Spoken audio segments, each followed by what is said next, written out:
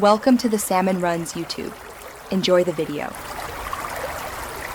You start by verifying prerequisites so you can avoid repeat work.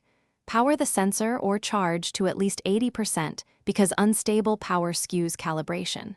Once done, check firmware and note the build number. Updates can change calibration behavior. Make sure the sensor housing faces the source. The orientation matters for axis alignment. Put on an anti-static strap and prepare Torx T6 and insulated pliers so you can fasten connections without introducing noise or damage. Now you install the sensor and configure communication.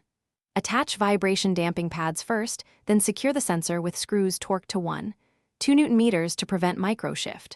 Once mounted, connect I2C or SBI lines, set the device address, and add pull-ups if the bus lacks them.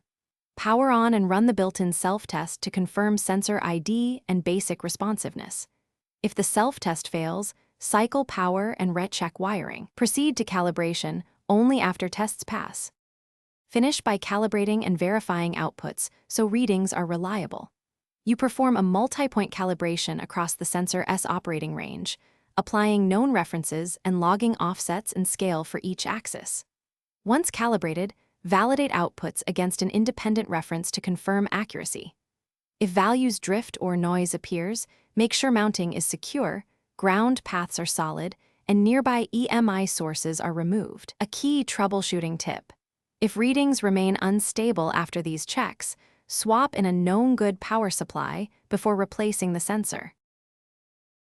Thanks for watching. Consider subscribing if we helped you.